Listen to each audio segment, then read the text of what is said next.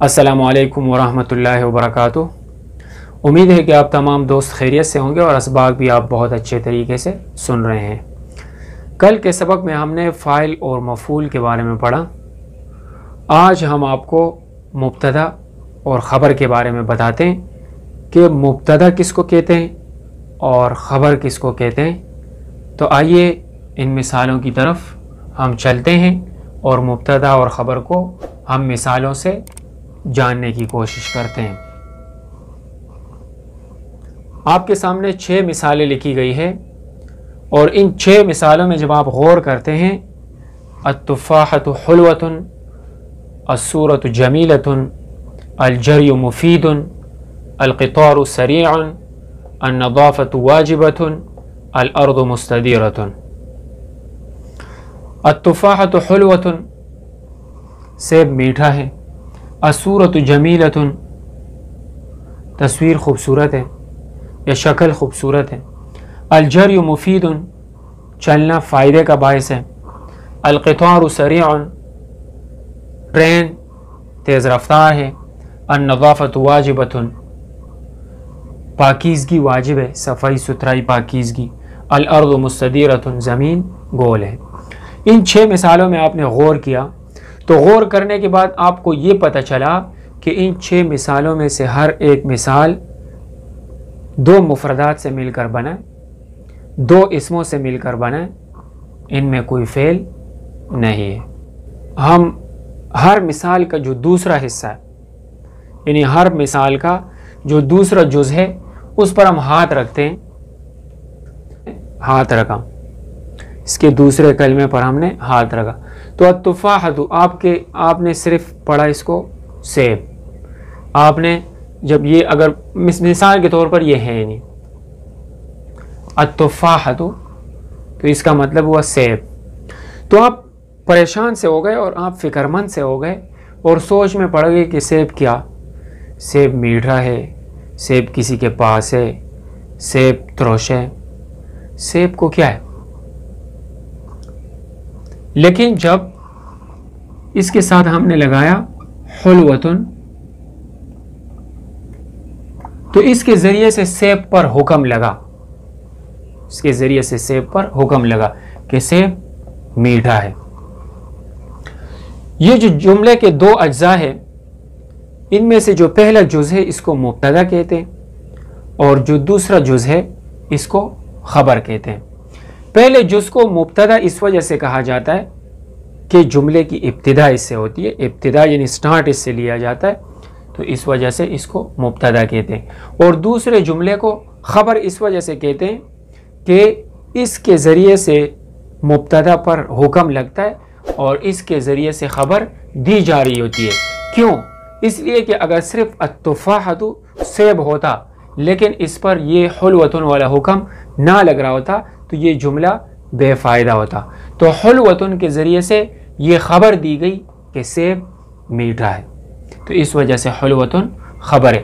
الصورۃ جمیلۃ، اور دوسری بات آپ کو یہ پتہ چلی، ہر مثال میں آپ دیکھ رہے ہیں پہلا جو جز ہے جملے کا وہ اسم ہے، تو آپ کو یہ بھی پتہ چلا کہ مبتدا اسم ہوا کرتا ہے۔ ہر مثال میں آپ دیکھیں مبتدا کبھی فعل نہیں ہو سکتا اور خبر یہ کبھی جملہ بن سکتا ہے۔ انشاءاللہ جب ہم اس کی تفصیل پڑھیں گے تو میں آپ کو وہاں پر جا کر بتاؤں گا، لیکن آپ کو یہاں پر اتنا ہی پتہ ہونا چاہیے کہ مبتدا یہ ہمیشہ اسم ہوتا ہے، اس سے کسی کلام کی ابتدا ہوتی ہے اور اس کو مبتدا کہنے کی وجہ بھی یہ ہوتی ہے کہ اس سے کلام یعنی جملہ سٹارٹ ہوتا ہے۔ اور خبر کو خبر اس وجہ سے کہا جاتا ہے کہ اس کے ذریعے سے مبتدا کی خبر دی جاتی ہے۔ کیوں؟ اس لیے کہ جب ہم کہتے ہیں التفاحۃ سیب تو ہمیں کچھ بھی پتہ نہیں چلتا، ایک ناقص جملہ ہوتا ہے، لیکن جب حلوۃن کہا جاتا ہے تو ہمیں پتہ چلتا ہے کہ سیب میٹھا ہے، تو حلوۃن کے ذریعے سے خبر دی گئی التفاحۃ کے میٹھا ہونے کی۔ الصورۃ جمیلۃ، شکل خوبصورت ہے۔ الصورۃ کے ساتھ اگر جمیلۃ نہ لگا ہوتا تو یہ ایک ناقص کلام ہوتا اور اس سے ہمیں کچھ بھی سمجھ نہ آ رہا ہوتا، لیکن جمیلۃ جب اس کے ساتھ لگا تو ہمیں پتہ یہ چلا کہ شکل خوبصورت ہے۔ اور آپ اس مثال میں بھی دیکھیے گا الصورۃ یہ اسم ہے اور مبتدا ہے، الصورت کے ذریعے سے کلام کی ابتدا ہو رہی ہے۔ دوسری چیز آپ ان ساری مثالوں میں غور کر لیں، سب مثالوں میں وہ آپ کو یہ معلوم ہو رہی ہے کہ جملے کے دونوں اجزاء آپ کو کیسے نظر آ رہے ہیں؟ مرفوع۔ جملے کے دونوں اجزاء آخر سے جب آپ دیکھیں، کیونکہ اعراب کس پر لگتا ہے؟ آخر پر، تو جملے کے دونوں اجزاء، التفاحۃ ایک جز، حلوۃ دوسرا جز، یہ بھی مرفوع، یہ بھی مرفوع، یہ بھی مرفوع، یہ بھی مرفوع، یہ بھی مرفوع، سارے آپ کو مرفوع نظر آ رہے ہیں۔ مرفوع کا مطلب یہ کہ اس پر ضمہ ہے، یعنی سب پر آپ کو پیش نظر آ رہے ہیں۔ تو اس سے آپ کو ایک اور بات پتہ چلی، اور وہ یہ پتہ چلی کہ مبتدا اور خبر دونوں مرفوع ہوتے ہیں، اور وہ آپ کو یہ بات پتہ چلی کہ مبتدا اور خبر دونوں مرفوع ہوتے ہیں۔ اور ایک اور بات یہ ہے کہ کبھی بھی خبر بغیر مبتدا کے نہیں پایا جائے گا، اور نہ مبتدا بغیر خبر کے پایا جائے گا۔ تو کلام عرب میں ایک جملہ ایسا بھی ہوتا ہے جو جملہ اسمیہ ہوتا ہے، جو مبتدا اور خبر سے مل کر بنتا ہے۔ یہ دونوں ایک دوسرے کے بغیر نہیں آ سکتے، ہمیشہ ایک ساتھ آ رہے ہوتے ہیں، اور مبتدا کو مبتدا اس وجہ سے کہا جاتا ہے کہ اس سے کلام کی یا جملے کی ابتدا ہوتی ہے، اور خبر کو خبر اسی وجہ سے کہا جاتا ہے کہ اس کے ذریعے سے مبتدا پر حکم لگتا ہے۔ تو گویا کہ مبتدا پر جب حکم لگا تو حلوۃن کے ذریعے سے اس کی خبر دی گئی۔ التفاحۃ مبتدا پر حلوۃن یعنی مٹھاس کا حکم لگایا گیا۔ الصورۃ جمیلۃ، شکل خوبصورت ہے یا تصویر خوبصورت ہے، تو صورت پر خوبصورتی کا حکم لگایا گیا یا صورت کی خوبصورتی کی خبر دی گئی جمیلۃن کے ذریعے سے۔ الجری مفید، چلنا مفید ہے، تو الجری پر یہاں افادے کا حکم لگایا گیا ہے، مفید ہونے کا۔ القطار سریع، ریل گاڑی یا ٹرین تیز رفتار ہے، تو اگر سریع اس کے ساتھ نہ ہوتا تو القطار کے بارے میں آپ کو پتہ نہ چل رہا ہوتا، اور آپ پریشان ہو جاتے کہ القطار کے بارے میں کیا کہا جا رہا ہے۔ جب سریع خبر لائی گئی تو اس سے پتہ چلا کہ قطار یہ مبتدا ہے، اور سریع کے ذریعے سے اس پر حکم لگایا گیا۔ تو دیکھو اس کی ترکیب اگر کی جائے تو وہ اس طرح کی جاتی ہے، التفاحۃ مبتدا، حلوۃ خبر، مبتدا خبر مل کر جملہ اسمیہ خبریہ ہوا۔ اور جملہ اسمیہ خبریہ کیوں ہوا؟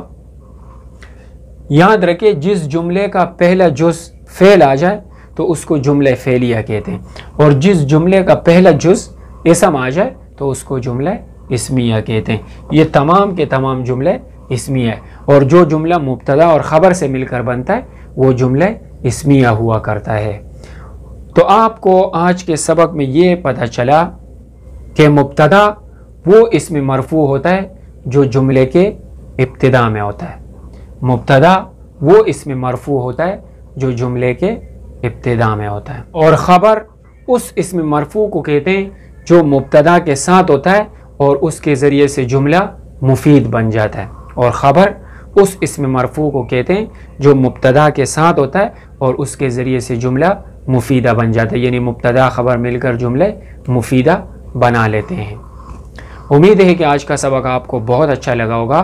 اگر ہمارے اسباق آپ کو اچھے لگ رہے ہیں تو آپ ہمیں کمنٹ میں ضرور بتا دیا کریں، ہم راتوں کو اٹھ کر آپ کے لیے یہ اسباق تیار کرتے ہیں، تو آپ کی بھی یہ ذمہ داری بنتی ہے کہ آپ ہمیں سرائیں، کیونکہ جب آپ ہمیں سرائیں گے تو ہم مزید محنت کریں گے اور آپ کے لیے مزید آسانیاں علم دین میں پیدا کرتے رہیں گے۔ اجازت دیجیے گا۔